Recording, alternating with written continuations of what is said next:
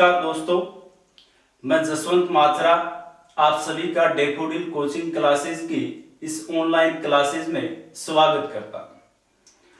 दोस्तों, हमने पीछे भारतीय इतिहास के एक टॉपिक सिंधु सभ्यता पर चर्चा की। आप सिंधु सभ्यता का हमारा जो पूर्ण टॉपिक है उसे देखें, आपके लिए वो बहुत ही सहयोगी और लाभपूर्ण साबित होगा। और आप उसके जो सभी वीडियो हैं वो एक साथ देख सकते हैं। उसके 7 भाग हमारे YouTube चैनल पर आपको मिलेंगे, आप एक एक करके उनको देख लें। इसके अलावा दोस्तों, आज हमारा जो टॉपिक है वो वैदिक सभ्यता से संबंधित है। और ये जो टॉपिक है हमारा first grade, second grade, net, इसके अलावा हमारे रीट के एग्जाम, राजस्थान पुलिस, पटवार और भी जो अन्य एग्जाम है उनमें आपका ये जो सिलेबस है वैदिक सभ्यता से संबंधित आपका लगता है। हाँ दोस्तों, एक बात और बता दूं मैं आपको कि कुछ बच्चे हैं वो कहते हैं कि सर आप थोड़ा डीपली ज्यादा पढ़ा रहे हैं, तो अलग अलग वीडियो है वो अभी बनाने के लिए इतना टाइम नहीं है कि आपके लिए राजस्थान पुलिस या रेट के लिए कुछ छोटे वीडियो लेकर आए, सेकंड ग्रेड, फर्स्ट ग्रेड या नेट के लिए बड़े वीडियो अलग से बनाएं। एक बार ये हमारा जो प्लेटफॉर्म है इसकी शुरुआत है। वर्तमान में आपके लिए ये जो क्लासें शुरू की गई है इनका एक ही ध्येय है कि आप घर पर रहकर खाली जो समय है उसका सदुपयोग करें, अपने टाइम को बर्बाद न करें। और इसी उद्देश्य से हमारे डैफोडिल कोचिंग के डायरेक्टर राजकुमार जी कुलड़िया ने आपकी ये ऑनलाइन फ्री क्लासेस शुरू की है। तो मेरी आपसे गुजारिश है कि आप जो वीडियो है इसे देखकर कि ये सर है वो डीपली पढ़ा रहे हैं, तो जिस प्रकार से आपका सिलेबस है, आपके पास किताबें हैं, आपके पास सिलेबस है, आपको कहां तक पढ़ना है, ये अगर आपको ज्ञान नहीं होगा तो आपका सिलेक्शन है उसमें देरी होगी। और मेरा मानना है कि ये जो खाली समय है इसका आप सदुपयोग करें। और एक चीज है जो भी टॉपिक है आपके पूर्ण हो रहे हैं, तो अगर आप राजस्थान पुलिस या पटवार या अन्य जो छोटी वैकेंसी है उनके लिए आप ये जो भारतीय इतिहास के टॉपिक देख रहे हो, तो उनमें आपके सीधे जो क्वेश्चन है वो पूछे जाते हैं फैक्ट से संबंधित, तो आप उनके अलग क्वेश्चन बना सकते हो, आपको मेहनत करनी पड़ेगी। और अगर आप रीट की तैयारी कर रहे हो, फर्स्ट ग्रेड या सेकंड ग्रेड या नेट की तैयारी कर रहे हो, तो उसके लिए आपके लिए ये वीडियो है वो बहुत ही सहयोगी सिद्ध होंगे। और इसके अलावा आपको जो यहाँ पर पढ़ाया जा रहा है और आपके पास कुछ नई जानकारियां और है, तो वो आप उन वीडियो जो देखकर आप नोट्स बना रहे हैं उनमें भी आप ऐड करें। और आपके लिए वर्तमान में जो ये समय है उसको देखकर ये क्लासें शुरू की गई है। और उसमें आप ऐसा कतई मत सोचे कि आपके लिए ये क्लासें हैं बहुत डीपली है, हमारा इतना सिलेबस ही नहीं है। हाँ, जितना ज्ञान आपको जरूरत है उतना ज्ञान आप अपने पास रखिए, सहज कर रखिए, ताकि आप जो भी एग्जाम दे रहे हो, जैसे हमारे राजस्थान पुलिस में भारतीय इतिहास, विश्व इतिहास टॉपिक लगे हुए हैं, विश्व इतिहास की 1800 आपके अमेरिका की क्रांति है, रूस की क्रांति है, वो टॉपिक आपके राजस्थान पुलिस में जोड़ दिए हैं। तो मेरा ये मानना है कि आपको वहां से सीधे फैक्ट के आधार पर क्वेश्चन पूछेगा और आप आपके भारतीय इतिहास से संबंधित 3 या 4 क्वेश्चन आएंगे। मैं ये नहीं कहता कि आप इन वीडियो को देखे नहीं, आपके लिए सहयोगी नहीं है। हाँ देखो, आपके लिए वीडियो भरपूर सहयोग करेंगे, परंतु जिस प्रकार से आपका सिलेबस है उसी के अनुसार पढ़ें। अगर आपके पास टाइम है तो आप पूरा वीडियो देखें, अच्छे नोट्स बनाएं। ये नहीं कि मैंने आज ये पढ़ लिया। अगर आज आप राजस्थान पुलिस में लगते हो, एयरफोर्स में लगते हो, तो आपकी जो आगे की भी एक तमन्ना होती है कि मैं अब रीट में लगा हूं तो मैं सेकंड ग्रेड लगूं, फर्स्ट ग्रेड लगूं। तो ये जो चीजें हैं आपके लिए आगे भी लाभकारी रहेगी। अतः आप इन वीडियो को पूर्णतः देखें। और आज हमारा जो टॉपिक है वो वैदिक सभ्यता का रहेगा। और आइए दोस्तों अब हम वैदिक सभ्यता टॉपिक पर विचार करते हैं।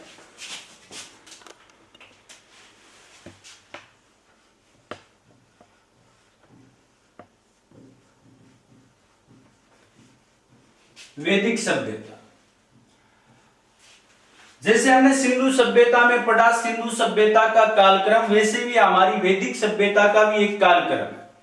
सिंधु सभ्यता में हमने सबसे पहले जॉन मार्शल का एक कालक्रम 3250 से 2750 पढ़ा था। उसी प्रकार हमारी संपूर्ण वैदिक सभ्यता का जो कालक्रम है वो 1500 ईसा पूर्व से लेकर 600 ईसा पूर्व के मध्य रहा। हमारी जो संपूर्ण वैदिक सभ्यता है उसका संपूर्ण कालक्रम 1500 से 600 ईसा पूर्व के मध्य रहा। आगे हम ये भी पढ़ेंगे वैदिक सभ्यता है उसको एक विंटरनित्ज नाम का विद्वान था, उसने दो भागों में विभाजित किया, ऋग्वैदिक या पूर्व वैदिक काल और दूसरा उत्तर वैदिक काल। अब दोस्तों हम बात करें वैदिक सभ्यता के निर्माताओं के बारे में, तो वैदिक सभ्यता के जो निर्माता थे वो आर्य लोग थे। वैदिक सभ्यता के निर्माता आर्य लोग थे। हमने सिंधु सभ्यता के पतन में पढ़ा गोल्डन चाइल्ड और मोर्टिमर व्हीलर का एक विचार। उन्होंने कहा कि आर्य लोगों ने वैदिक सभ्यता का पतन किया है, और मोर्टिमर व्हीलर ने तो बाद में इंद्र को यानी युद्ध के देवता को भी सिंधु सभ्यता के पतन का जिम्मेदार ठहराया था। तो ये जो आर्य जाति थी एक युद्ध प्रिय जाति थी, और सिंधु सभ्यता के लोग थे, हमने उनके सामाजिक जीवन में पढ़ा था कि वो शांति प्रिय लोग थे। और इसी आर्य जाति ने फिर आपके सिंधु सभ्यता के लोगों को इस क्षेत्र से हटाया और उस क्षेत्र पर अधिकार करके और भारत में इस वैदिक सभ्यता की नींव डाली। तो हमारे भारत में सिंधु सभ्यता के पतन के बाद वैदिक सभ्यता है वो अस्तित्व में आई, और उस सभ्यता के जो निर्माता थे वो आर्य लोग थे। आर्य यहाँ पर हमें कोई प्रजाति का बोध नहीं करवाता, आर्य हमें कोई प्रजाति का ज्ञान नहीं करवाता। आर्य है एक भाषिक शब्द है, आर्य एक भाषिक शब्द है, और ये जो भाषिक शब्द है भारोपीय मूल की जो भाषा है जिसे हम हिंद यूरोपीय भाषा कह सकते हैं, उस भाषा का ये शब्द। तो आर्य है वो एक भाषिक शब्द है, न कि कोई प्रजाति का ज्ञान करवाता है। आर्य शब्द है, इसका शाब्दिक अर्थ क्या? आर्य शब्द का शाब्दिक अर्थ होता है सुसंस्कृत व सर्वश्रेष्ठ व्यक्ति। हम इसको प्रतिभा संपन्न व्यक्ति भी कह सकते हैं। इसे स्वामी के नाम से भी इसे आर्य को जाना जाता है, इसका शाब्दिक अर्थ स्वामी भी होता है। सुसंस्कृत या श्रेष्ठ सर्वश्रेष्ठ व्यक्ति आर्य शब्द का शाब्दिक अर्थ है। ये जो हमारा आर्य शब्द है इसके बारे में अगर पूछे कि ऋग्वेद है उसमें आर्य शब्द का उल्लेख कितनी बार मिलता है, तो ऋग्वेद में आर्य जो शब्द है उसका ऋग्वेद में 33 बार उल्लेख मिलता है। ऋग्वेद में आर्य शब्द का कुल 33 बार है प्रमाण मिलता है, या आर्य शब्द है वो 33 जगह ऋग्वेद में आया। तो ये बात भी आपको याद रखनी है कि आर्य जो शब्द है ऋग्वेद में उसका 33 बार उल्लेख मिलता है।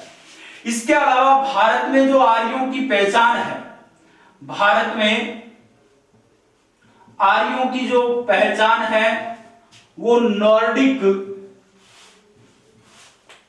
प्रजाति से की जाती है।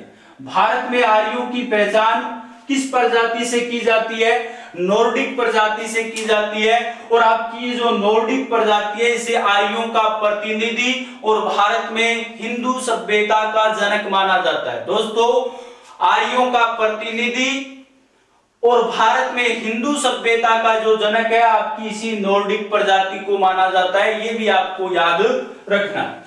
इसके अलावा हम बात करें कि आर्य जो लोग थे इनका भौगोलिक विस्तार, प्रारंभ में इनका भौगोलिक विस्तार कहां से कहां तक था?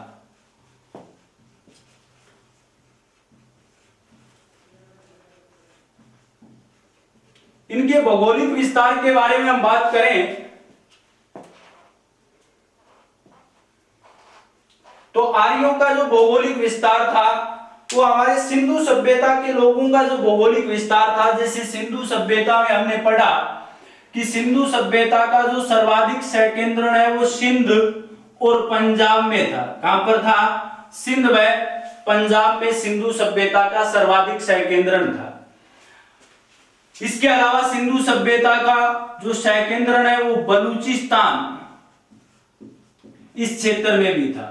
यानी सिंधु सभ्यता के लोगों का जो मूल क्षेत्र था सिंध, पंजाब और बलूचिस्तान था प्रारंभ में। इसी क्रम में आपके जो आर्य लोगों का जो प्रारंभ में भौगोलिक विस्तार के बारे में बात करें तो सिंध, पंजाब, बलूचिस्तान और अफगानिस्तान, ये जो क्षेत्र था इस क्षेत्र में प्रारंभ में आर्य लोग बसे थे। या हम यूं कह सकते हैं भारतीय उपमहाद्वीप के उत्तरी पश्चिमी जो क्षेत्र था वो आर्यों का प्रारंभ में भौगोलिक क्षेत्र था। तो आपको यहां से याद रखना है कि अगर पूछ ले कि आर्यों का प्रारंभ में भौगोलिक विस्तार कहां से कहां तक था तो सिंध, पंजाब, बलूचिस्तान और अफगानिस्तान का जो क्षेत्र था उस क्षेत्र में आपके आर्य लोग बसे हुए थे। अब हम बात करें आर्यों के मूल निवास के बारे में। आर्यों के मूल निवास के बारे में, वैसे भारत में मूल निवास से संबंधित जो सीए कानून है उसके यानी लंबे समय से विरोध हुआ। वर्तमान में तो कोरोना महामारी आ गई, वरना यानी वो विरोध है अब भी चल रहा है।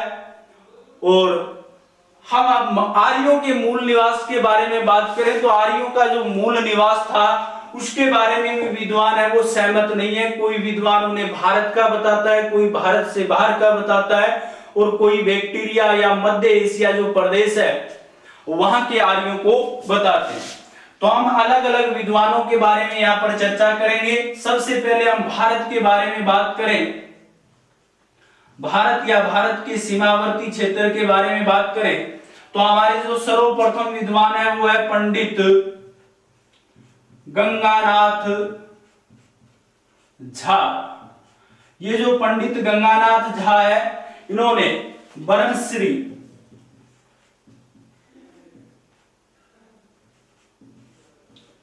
प्रदेश को आर्यों का मूल निवास बताया है।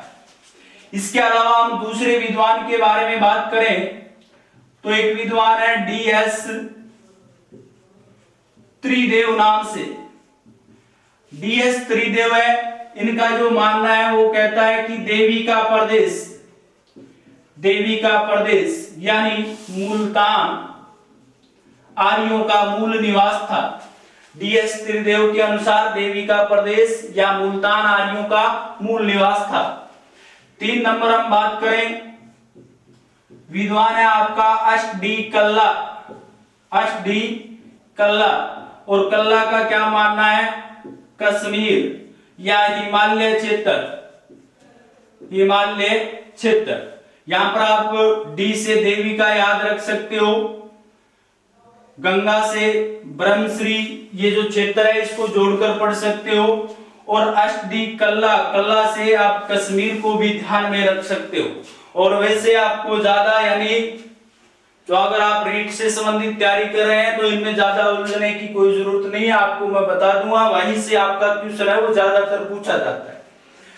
अगर आप सेकंड ग्रेड, फर्स्ट ग्रेड या नेट की तैयारी कर रहे हो तो उसमें आपको ये जो सभी विद्वान है ये आपको याद रखने होंगे।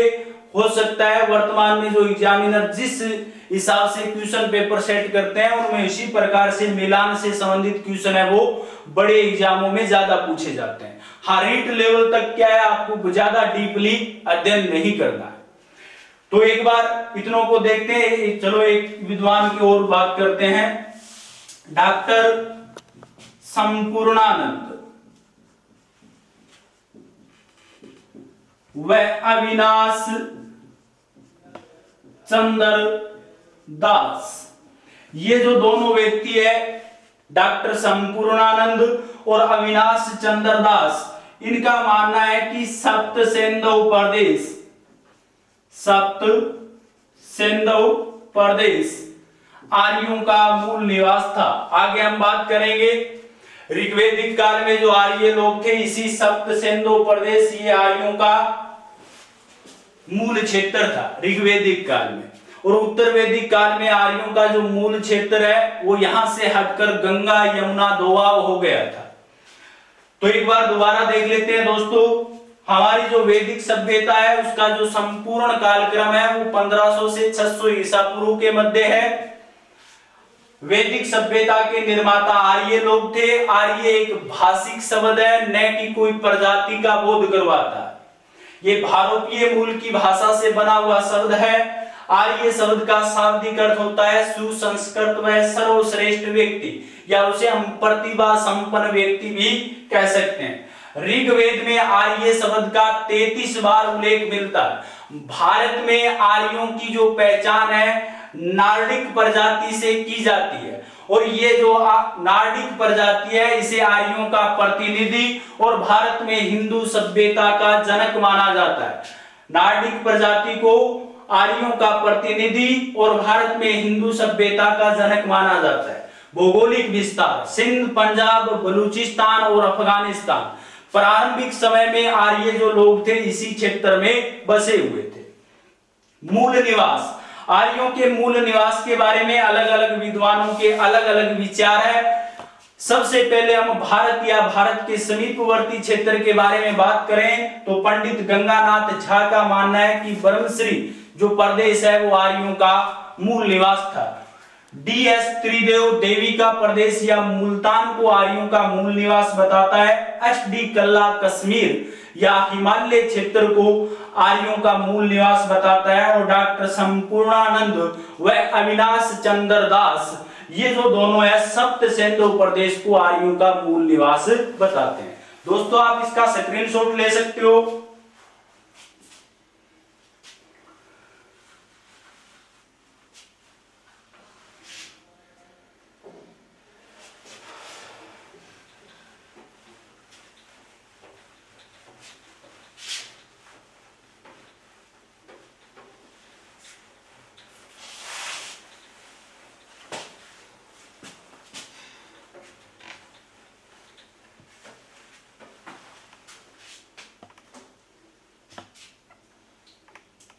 आगे हम आर्यों के मूल निवास के बारे में बात करें तो एक विद्वान है भगवान दास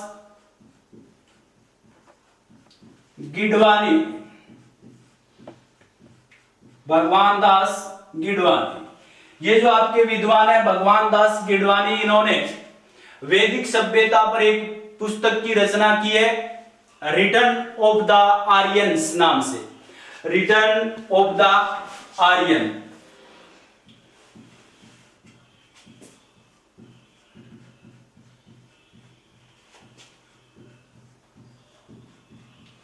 ये इनकी पुस्तक है और इसने इस पुस्तक में यानी भगवान दास गिडवानी ने अपनी इस पुस्तक में आर्यों का जो मूल निवास है वो भारत को बताया। तो आपको ये पुस्तक है वो ध्यान में रखनी है और इसमें इसने आर्यों का जो मूल निवास है वो भारत बताया। इसी क्रम में हम आगे बढ़े तो एक विद्वान है दयानंद सरस्वती, और दयानंद सरस्वती जी का मानना है कि जो तिब्बत है वो आर्यों का मूल निवास था। तो ये भारत या भारत के सीमावर्ती क्षेत्र से संबंधित आर्यों के मूल निवास को मानने वाले विद्वान थे, जैसे हमने Pandit Ganganath Jha, DS Tridev, HD Kalla, doctor Sampurnanand और अविनाश चंद्र दास। इसके अलावा Bhagwan Das Gidwani return of the Aryan इनकी एक पुस्तक है और इसमें इन्होंने आर्यों का जो मूल निवास है वो भारत को बताया। इसके अलावा दयानंद सरस्वती जी का मानना है कि आर्यों का जो मूल निवास है वो तिब्बत है। अब कुछ विद्वान ऐसे भी है, 2-3 विद्वानों के बारे में चर्चा करेंगे, ज्यादा की नहीं करेंगे। कुछ विद्वान ऐसे हैं जो भारत से बाहर, जैसे एक विद्वान है हमारे बाल Gangadhar Tilak.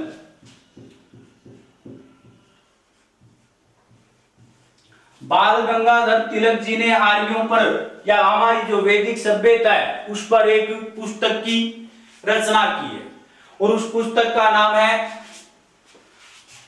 Arctic home of the Vedas, Arctic home of the Vedas, ये आपके वैदिक सभ्यता पर लिखी गई बाल गंगाधर जी की पुस्तक है। और इन्होंने इस पुस्तक में आर्यों का जो मूल निवास है वो उत्तरी ध्रुव को बताया। आर्यों का मूल निवास उत्तरी ध्रुव को इन्होंने बताया। इसी में हम आगे बढ़े तो दो विद्वान है पेनका व हर्ट नाम से, इन दोनों ने आर्यों का जो मूल निवास है वो जर्मनी बताया। पेनका व हर्ट ने आर्यों का मूल निवास जर्मनी को बताया। इसी क्रम में हम आगे बढ़े तो एक विद्वान है जी रोड्स, और जी रोड्स है, इन्होंने सबसे पहले आर्यों का जो मूल निवास है सर्वप्रथम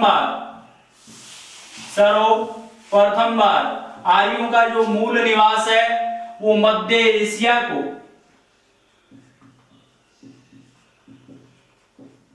यानी ईरान और कैस्पियन सागर का जो मध्य का क्षेत्र है उसको इन्होंने सर्वप्रथम बार आर्यों का मूल निवास मध्य एशिया को बताया जी रोड्स ने। ये क्वेश्चन नेट में इसके अलावा फर्स्ट ग्रेड के एग्जाम में पूछा गया है।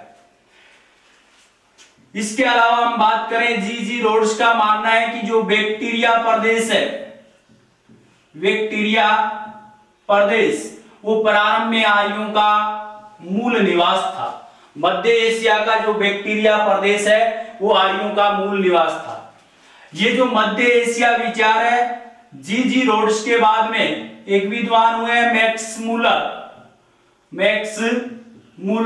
इस मैक्स मूलर ने भी जी रोड्स का जो आर्यों का मूल निवास से संबंधित मध्य एशिया विचार था उस पर सहमति दिखाई है, और इसने भी आर्यों का जो मूल निवास है वो मध्य एशिया बताया।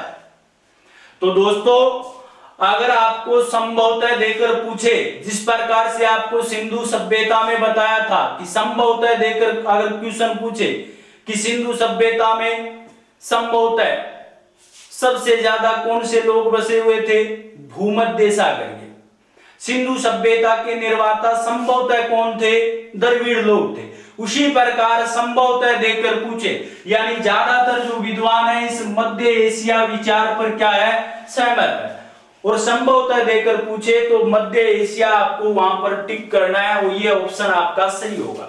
सबसे पहले जी रोड्स ने मध्य एशिया को आर्यों का मूल निवास बताया था, और उसके पश्चात मैक्स मूलर ने, और इन दोनों का जो विचार है इनसे बहुत से विद्वान है वो सहमत हुए हैं।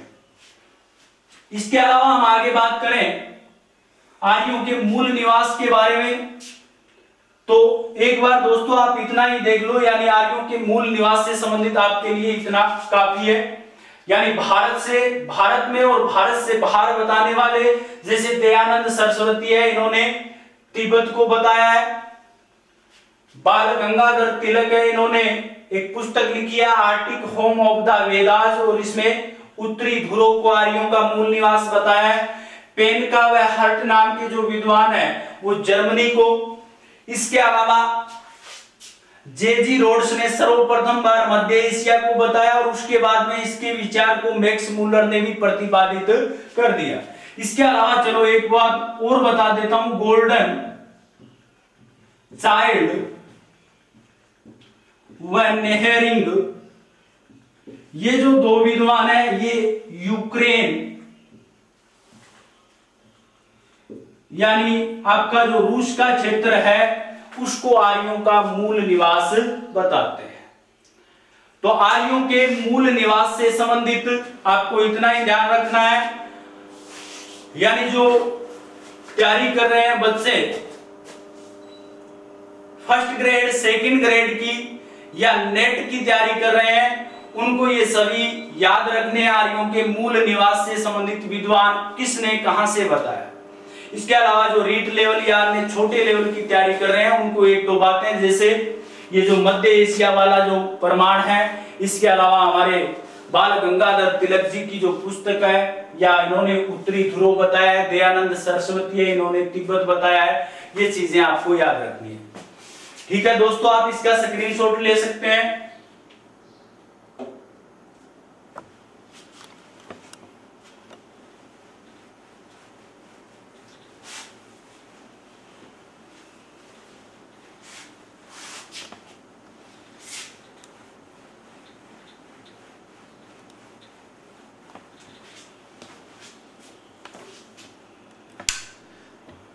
अब हम बात करें हमारे वैदिक सभ्यता की विशेषता की।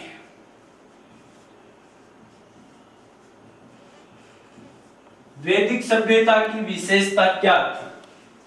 जैसे हमने सिंधु सभ्यता की सबसे महत्वपूर्ण विशेषता पढ़ी, सुनियोजित नगरों का निर्माण, वैसे ही हमारी वैदिक सभ्यता की एक प्रमुख विशेषता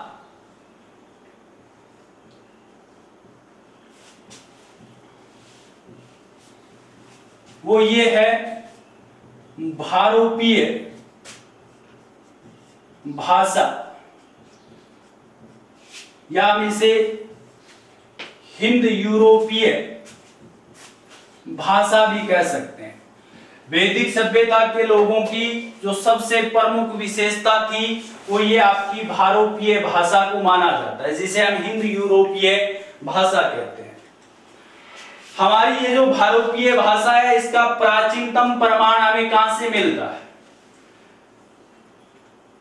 इसका जो प्राचीनतम जो नमूना है भारोपीय भाषा का, वो इराक से मिला है।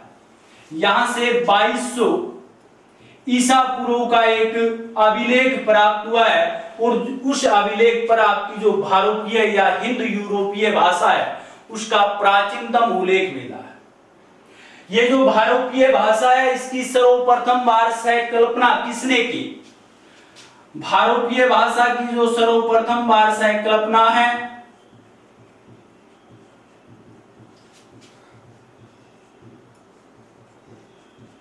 वो आपके न्यायमूर्ति विलियम जोन्स ने की थी। ये जो विलियम जोन्स है, इन्होंने सबसे पहले भारोपीय जो भाषा थी उसकी संकल्पना की। इसके अलावा हमारे एक विद्वान है वीवी लाल, जिनको हमने सिंधु सभ्यता में भी पढ़ा था, वीवी लाल, जिन्होंने सिंधु सभ्यता की लिपि को बुस्टोफेडम या ओवरलैपिंग लिपि के नाम से पुकारा। ये जो वीवी लाल है, इनका ये मानना है कि आपकी जो भारोपीय भाषा है उसका जो जन्म क्षेत्र है वो भारतीय उपमहाद्वीप का उत्तर पश्चिमी भाग था। यानी जो भारोपीय भाषा है उसका जो विकास है वो भारतीय उपमहाद्वीप के उत्तर पश्चिमी भाग से उसका जन्म माना है। किसने? वीवी लाल ने। तो दोस्तों, आपको यहाँ पर इतने जो विद्वान है इनके बारे में याद रखना है। आपकी जो वैदिक सभ्यता है उसकी जो सबसे प्रमुख विशेषता है वो कौन सी है? वो है भारोपीय या हिंद यूरोपीय भाषा। इराक से 2200 ईसा पूर्व का एक अभिलेख मिला है, जिसमें इसका प्राचीनतम नमूना या प्राचीनतम साक्ष्य हमें मिला। इसके अलावा इसकी जो सर्वप्रथम बार संकल्पना है वो विलियम जोन्स ने दी थी। किसने दी थी? विलियम जोन्स ने। और वीवी लाल है, इनका जो मानना है कि आपकी ये जो भारोपीय भाषा है, इस भारोपीय भाषा का जो जन्म क्षेत्र है या इसका जो विकास क्षेत्र है, इसकी जन्म स्थली है, वो भारतीय उपमहाद्वीप का उत्तर पश्चिमी भाग था। भारतीय उपमहाद्वीप का उत्तर पश्चिमी भाग था। इसके अलावा दोस्तों, हम वैदिक सभ्यता की अन्य विशेषताओं के बारे में बात करें तो वैदिक सभ्यता की अन्य विशेषता युद्धों में रथों का प्रयोग,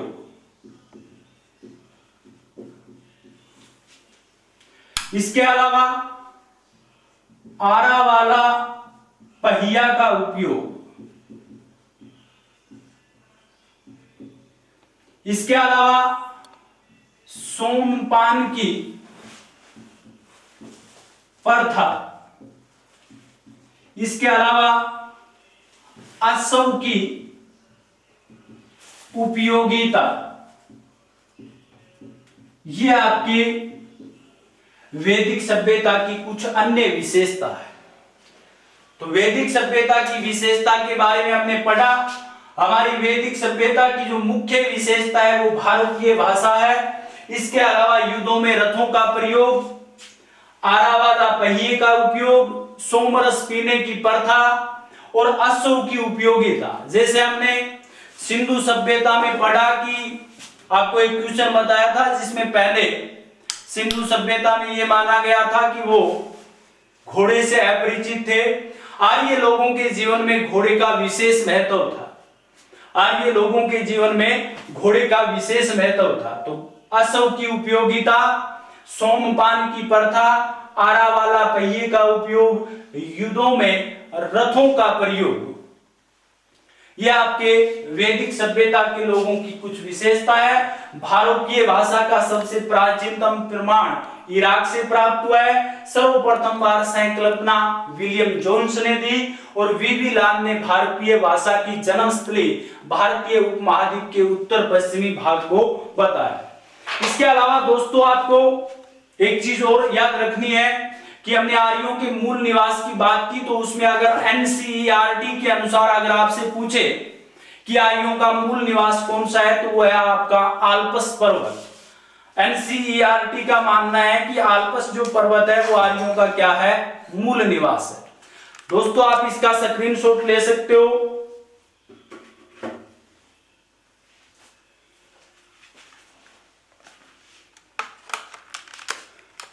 दोस्तों मैं आशा करता हूं आज का जो वीडियो है आपको पसंद आएगा। आप हमारे इस वीडियो को लाइक करें, शेयर करें, कमेंट भी करें। इसके अलावा आप सभी स्वस्थ हो, आपकी पढ़ाई अच्छे से जारी है। आपके लिए अन्य जो हमारे विषय अध्यापक है वो भी अच्छे से अच्छे वीडियो लेकर आ रहे हैं।